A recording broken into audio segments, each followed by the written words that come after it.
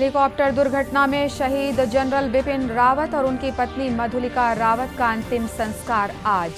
केंद्रीय गृह मंत्री अमित शाह ने जनरल के सरकारी आवास पहुंचकर अर्पित की श्रद्धांजलि। आज प्रथम स्वतंत्रता संग्राम के बलिदानी नायक शहीद वीर नारायण सिंह को याद कर रहा है छत्तीसगढ़। राज्यपाल और मुख्यमंत्री ने शहीद वीर नारायण की स्मृति को नमन किया। बीते 24 घंटों में छत्तीसगढ़ में कोरोना के 40 नए मामले मिले। उपचाररत मरीजों की संख्या बढ़कर 352 तक पहुंची।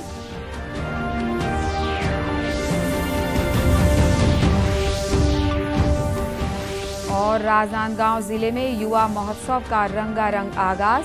प्रतिभागियों ने नृत्य, संगीत, साहित्य और खेलकूद में दिखाई प्रतिभा।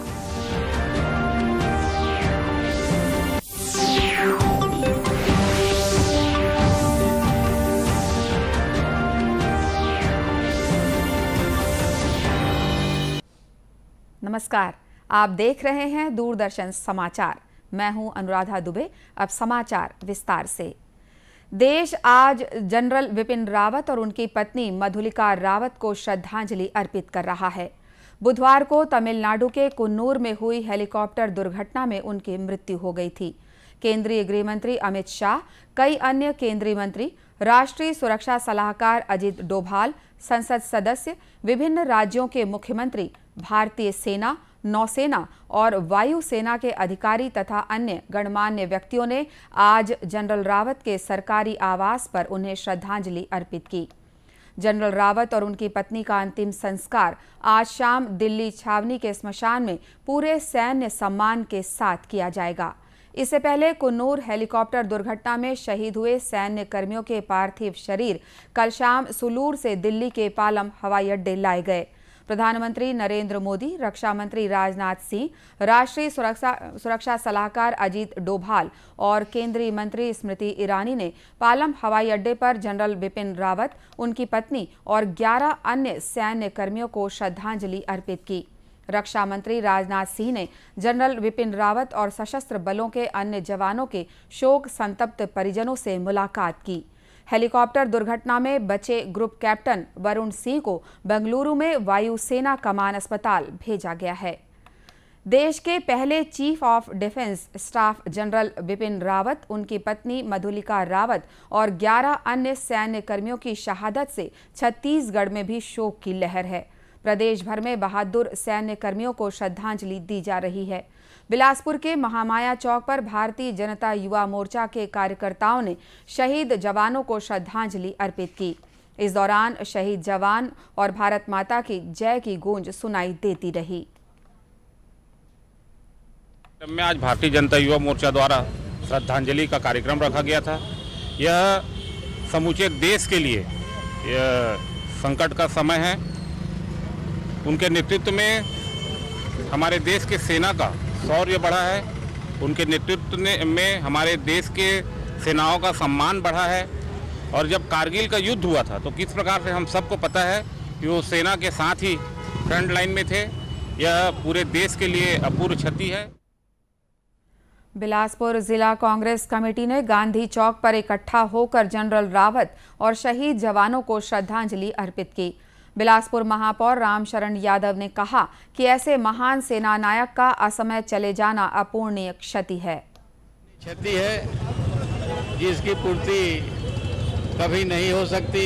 ऐसे जाबाज थल सेना के अध्यक्ष को खोने का दुख सदैव इस देश को रहेगा। उनके आत्मा को शांति के लिए मैं ईश्वर से प्रार्थना करूंगा कि ईश्वर उनके आत्मा को अपने चरणों में स्थान दे। पुनः मैं उनको श्रद्धांजलि अर्पित करता हूं। सामाजिक संगठन आजाद मंच ने शहर के अमर शहीद चौक पर हादसे में शहीद जवानों के सम्मान में मोमबत्ती जलाई। इस दौरान शहीदों को श्रद्धांजलि दी गई और उनके सम्मान में नारे लगाए गए। छत्तीसगढ़ आज प्रथम स्वतंत्रता संग्राम के बलिदानी नायक शहीद वीर नारायण सिंह को याद कर रहा है। राज्यपाल अनुसुईया उइके और मुख्यमंत्री भूपेश बघेल ने शहीद वीर नारायण की स्मृति को नमन किया है। राज्यपाल ने कहा कि शहीद वीर नारायण सिंह प्रदेश के महान स्वतंत्रता संग्राम सेनानी थे। जिन्होंने गरीबों की भलाई और देश की आज़ादी के लिए अपने प्राणों की आहुति दे दी। मुख्यमंत्री भूपेश बघेल ने सोशल मीडिया पर लिखा कि वीर नारायण सिंह छत्तीसगढ़ महतारी के सच्चे सपूत थे। सन 1856 के भयानक अकाल के दौरान गरीबों को भूख से बचाने के लिए आदिवासी जननायक वीर नारायण सिंह ने अंग्रेजी हुकूमत के खिलाफ कठिन संघर्ष किया। सन 1857 के प्रथम स्वतंत्रता संग्राम आंदोलन में उन्होंने छत्तीसगढ़ की जनता में देशभक्ति का संचार किया। मुख्यमंत्री ने कहा कि शहीद वीर नारायण सिंह का अन्याय के खिलाफ सतत संघर्ष, मातृभूमि के प्रति समर्पण और बलिदान को हमेशा याद किया जाएगा।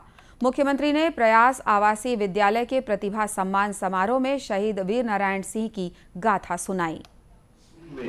हमेशा भागीदार बने रहते थे। 1955 में जब अकाल पड़ा तो लोग भूखों मर रहे थे, खाने के लिए कोई भी नहीं था। ऐसी स्थिति में उन्होंने करजोल की मांग गुजार से अनाज उधार मांगा। नहीं देने पर भी खुद वहां गए, उसके कोठी में उन्हें पूरा रिकॉर्ड किया। रिकॉर्ड करके सभी वहां के निवासियों को धान वितरित कराया और उन्हें कहा कि अगले साल फसल आने पर आपके अनाज लौटा दिए जाएंगे। लेकिन यहाँ जो अंग्रेज अधिकारी थे उनकी शिकायत की गई, उनके खिलाफ एफआईआर दर्ज हुआ, फिर मुझे भगोड़ा साबित किया, भी साल भर तक की छुट्टी रहे और अंग्रेजों से उनकी जो मुठभेड़ है वो सोना खान में और इधर सरे पाली पसमा के साइड में भी उनके साथ बहुत ही जबरदस्त लड़ाई हुई। अंग्रेज वापस आ गए, उसे गिरफ्तार नहीं कर पाए। बाद में मुखबिर की सूचना पे उसे गिरफ्तारी हुई और 10 दिसंबर 1857 को वो रायपुर की जो जय स्तंभ चौक है वहीं उन्हें फांसी दी गई। विभिन्न सरकारी विभाग और गैर सरकारी संस्थाएं आज शहादत दिवस पर श्रद्धांजलि कार्यक्रमों और गोष्ठियों का आयोजन कर रही हैं। छत्तीसगढ़ में कोरोना के मरीज फिर बढ़ने लगे हैं। कल प्रदेश भर में 40 नए लोगों में संक्रमण का पता चला है। किसी मरीज की मौत की रिपोर्ट नहीं है, लेकिन प्रदेश में एक्टिव कोरोना मरीजों की संख्या बढ़कर 352 हो गई है। स्वास्थ्य विभाग की ओर से देर रात जारी रिपोर्ट के मुताबिक गुरुवार को दिन भर में 25,999 नमूनों की जांच हुई। इसमें 40 लोग पॉजिटिव पाए गए हैं। सबसे अधिक 9 मरीज रायगढ़ और कोरबा जिले में मिले हैं।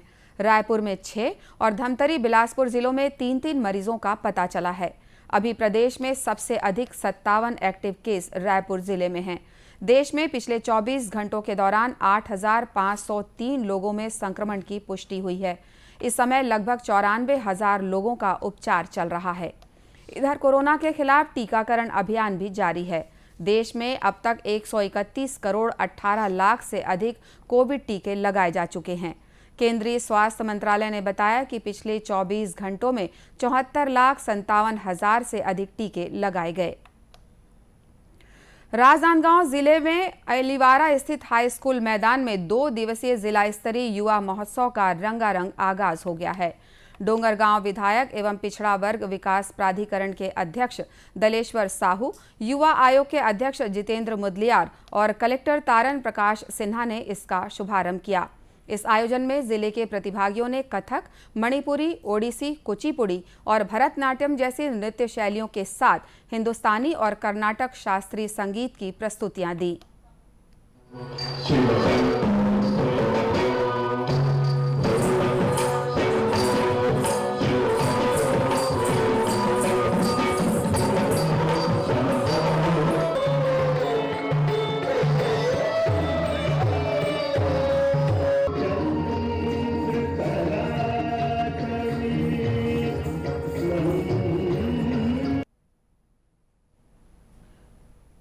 इस दौरान प्रतिभागी गेड़ी दौड़, फुगड़ी, खो खो, कबड्डी जैसे अपने जौहर दिखाए। विधायक दलेश्वर साहू ने बताया कि ऐसे आयोजनों से ग्रामीण प्रतिभाओं को निखरने का अवसर मिलता है। वर्षों से चली आ रही है, पर इसमें माननीय भूपेश बघेल जी ने कुछ संशोधन किया है, जिसमें ग्रामीण अंचलों को भी विशेष प्राथमिकता देते हुए बिहान जैसे को उन्हें मौका दिया है। और ग्रामीण अंचलों के जो प्रतिभावान बच्चा है, जो खेल कूद, संगीत, नृत्य, कला संस्कृति में जो जिसका इंटरेस्टेड है, ऐसे बच्चों को मंच देने का प्रयास रहा है। पर ये आपको मैं बताऊं, ये हमेशा ये शहरों में होता था, ऑडिटोरियम में होता था। मैंने प्रयास किया है कि इसको ग्रामीण अंचल पे किया जाए और ज़्यादा से ज़्यादा तौर पे ग्रामीण बच्चे इस पर भागीदारी दें। ये आज की जो कार्यक्रम की सफलता का स्वरूप यही दिख रहा है। अगर शहरों में ऑडिटोरियम में होता तो शायद ग्रामीण अंचल के बच्चे इतना पहुंच नहीं पाते और शायद व्यवस्था में भी हम सुचारू रूप से नहीं कर पाते। जिला स्तरीय युवा महोत्सव में उत्कृष्ट प्रदर्शन करने वाले प्रतिभागी रायपुर में होने वाले राज्य स्तरीय युवा महोत्सव में हिस्सा लेंगे। प्रतियोगिता में विजयी प्रतिभागियों को आकर्षक पुरस्कारों से नवाजा जाएगा। आजादी के लिए भारत का शानदार संघर्ष आधुनिक विश्व के महानतम संघर्षों में से एक है। दूरदर्शन समाचार इतिहास की धारा बदलने वालों की झलक रोजाना आपके लिए लेकर आ रहा है। आज की इस कड़ी में हम बात करेंगे छत्तीसगढ़ के स्वतंत्रता संग्राम सेनानी शहीद वीर नारायण के बारे में।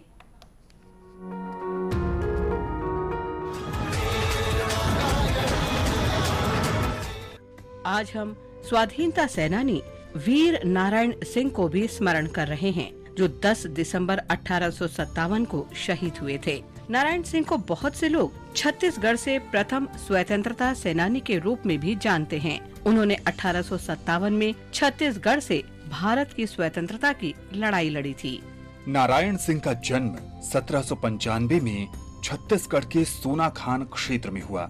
व्यापारियों को लूटने और उनका माल अकाल पीड़ित गरीबों को वितरित करने के लिए 1856 में अंग्रेजों ने नारायण को गिरफ्तार किया था, लेकिन 28 अगस्त 1857 को वे जेल तोड़कर अपने गृहनगर पहुंच गए। वहां नारायण ने 500 लोगों की सेना बनाई। सेना को कुचलने के लिए शक्तिशाली ब्रिटिश फौज भेजी गई। अंग्रेजों ने नारायण सिंह को गिरफ्तार कर लिया और 10 दिसंबर 1857 को रायपुर में उन्हें फांसी दे दी गई। रायपुर में शहीद नारायण सिंह अंतर्राष्ट्रीय क्रिकेट स्टेडियम का नाम उन्हीं की याद में रखा गया है। महान स्वाधीनता सेनानी वीर नारायण सिंह को शत शत नमन।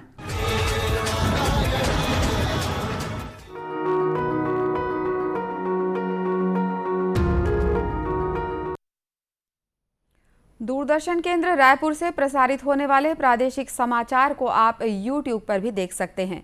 हमारे YouTube channel Chhattisgarh DD news पर प्रादेशिक समाचार उपलब्ध रहेगा। YouTube चैनल का लिंक और QR कोड आप स्क्रीन पर देख सकते हैं। अपने एंड्रॉयड फ़ोन से QR कोड स्कैन कर आप छत्तीसगढ़ डीडी न्यूज़ लिंक पर जा सकते हैं। इसके अलावा छत्तीसगढ़ डीडी न्यूज़ फेसबुक और ट्विटर पर भी उपलब्ध है।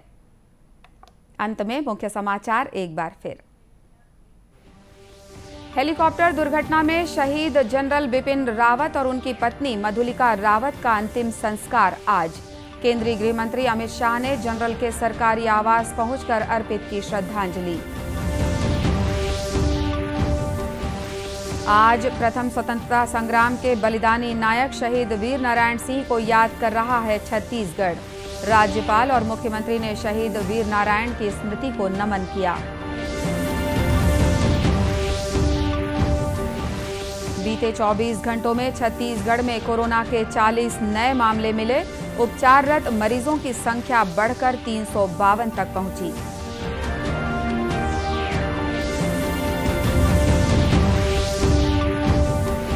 और राजनांदगांव जिले में युवा महोत्सव का रंगारंग आगाज। प्रतिभागियों ने नृत्य, संगीत, साहित्य और खेलकूद में दिखाई प्रतिभा। इसी के साथ ये समाचार बुलेटिन समाप्त हुआ। नमस्कार।